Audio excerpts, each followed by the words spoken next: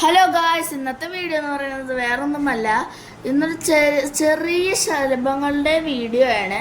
അപ്പോൾ ഇത്രയും ദിവസം വീഡിയോ ഒന്നും ഇടാഞ്ഞത് എൻ്റെ അനിയത്തിക്ക് പാടില്ലായിരുന്നു, പനിയും കാര്യങ്ങളൊക്കെ ആയിരുന്നു. അതുകൊണ്ടാണ് ഗായ്സ് വീഡിയോ ഒന്നും ഇടാഞ്ഞത്.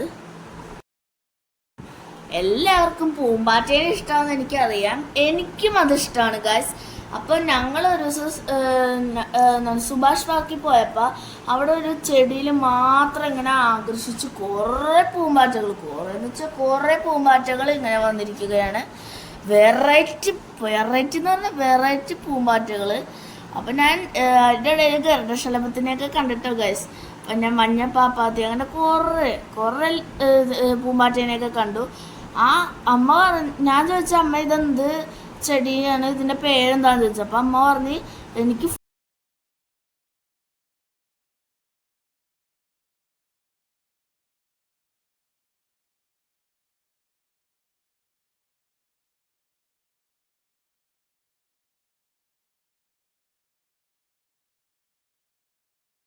ഗൈസ്, ഇനി നമുക്ക് വീഡിയോയിലേക്ക് പോകാൻ. ഞാൻ നിങ്ങൾക്ക് ഇച്ചിരി ശലഭങ്ങളെ പരിചയപ്പെടുത്തി തരാം കേട്ടോ.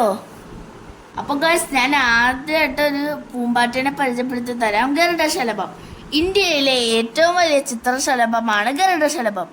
ഇവയുടെ ചിറകുകൾ വിടർത്തുമ്പോൾ അവ തമ്മിലുള്ള അകലം 140 to 190 മില്ലിമീറ്റർ ആണ്.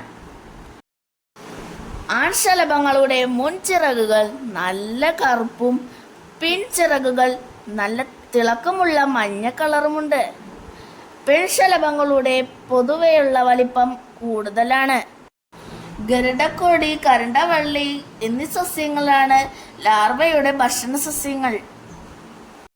ഇവ നല്ല ഉയരത്തിൽ പറക്കും. അതുകൊണ്ട് തന്നെയാണ് ഇന്ത്യയിലെ ഏറ്റവും വലിയ ചിത്രശലഭം എന്ന പേര് ഇവർക്ക് കിട്ടിയത്. അപ്പോൾ ഗായ്സ്, അടുത്തതായിട്ട് ഞാൻ പരിചയപ്പെടുത്താൻ പോകുന്നത് ബുദ്ധമയൂരി, പാപ്പിലിയ ബുദ്ധ, മലബാർ ബാൻഡ് പീകോക്ക് എന്നിവയെല്ലാം ഇവ അറിയപ്പെടുന്നു. മയിലിനെ പോലെ ആയതുകൊണ്ടാണ് ഇവയ്ക്ക് മയൂരി എന്ന് പേര് വന്നത്. 2018 നവംബർ 12 സംസ്ഥാന ചിത്രശലഭം എന്ന പദവി ബുദ്ധമയൂരിക്ക് ലഭിക്കുന്നത്. അപ്പോൾ ഗായ്സ്, ഇനി നമുക്ക് അടുത്തൊരു ചിത്രശലഭത്തിന്റെ കഥയിലേക്ക് പോയാലോ. വൻ ഷട്ടശലഭം.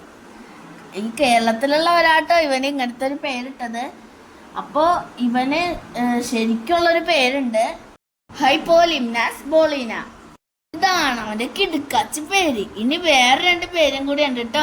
Common egg fly, blue moon butterfly. എങ്ങനെയുണ്ട് ഗൈസ് ഈ കിടുക്കാച്ചി പേര്? നിങ്ങൾക്ക് ഈ ചൊട്ടശലഭത്തിനെ ഇഷ്ടമായല്ലേ? എന്ത് രസമാണ് കാണാൻ. അപ്പൊ ഗൈസ്, ഇനി അടുത്തത് വരാൻ പോകുന്നത് നാട്രോസാണ്. ഇവളും നമ്മുടെ പരിചയക്കാരെയാണ് കേട്ടോ. കേരളത്തിൽ ഇവ സുലഭമാണ്. ശരിക്കും ഒരു റോസാപ്പ് പോലെ ഭയങ്കര ഭംഗിയാണ്. ചെത്തി, കൃഷ്ണകിരീടം, സൂര്യകാന്തി, സിനിയ എന്നിവയിൽ നിന്നും തേൻ നുകരും. ചക്കരശലഭം, കാനന റോസ് എന്നിവയെല്ലാം ഈ സുന്ദരിക്ക് ഒരു വിളിപ്പേരുണ്ട് കേട്ടോ. ആടത്തൊടപ്പാല, കരളം, ഈശ്വരമുല്ല എന്നിവയെല്ലാം ഇവയുടെ ഭക്ഷണ സാധനങ്ങളാട്ടോ.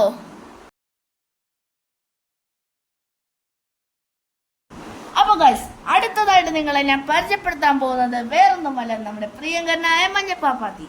ഇന്ത്യയിലെ ഏറ്റവും സാധാരണ ശലഭമാണ് മഞ്ഞപ്പാപ്പാത്തി. സാധാരണ പുല്ലുകളിലും കാടുകളിലും ഒക്കെ ഇരിക്കുന്നത് നിങ്ങൾ കണ്ടിട്ടുണ്ടാവുമല്ലോ. മഞ്ഞ കളറിൽ നല്ല തിളങ്ങി നല്ല വർണ്ണതയോടെ നിൽക്കുന്ന മഞ്ഞപ്പാപ്പാത്തി. ചിറകിന്റെ അടിഭാഗത്തായിട്ട് ഓരോരോ പുള്ളിക്കുത്തുകളുണ്ട് കേട്ടോ. അപ്പോൾ ഗൈസ്, ഇനി അടുത്തതായിട്ട് ഞാൻ പറയാൻ പോകുന്നത് കൃഷ്ണശലഭം. ഇന്ത്യയിലെ 3ാമത്തെ വലിയ പൂമ്പാറ്റയാണ് കൃഷ്ണശലഭം. ഇന്ത്യയിലും ശ്രീലങ്കയിലും കാണുന്ന ഒരു തരം പൂമ്പാറ്റയാണ് കേട്ടോ കൃഷ്ണശലഭം. ഇവയുടെ ചിറകിന് 120 to 150 നീളമാണ് വരുന്നത്. നല്ല നീല കളറിലുള്ള കൃഷ്ണന്റെ പോലത്തെ വെണ്ണൂറുന്ന കളർ ഉള്ളതുകൊണ്ടാണ് ഇവർക്ക് കൃഷ്ണശലഭം എന്ന് പറയുന്നത്. പെൺശലഭങ്ങൾക്കാട്ടോ വലിപ്പം കൂടുതൽ.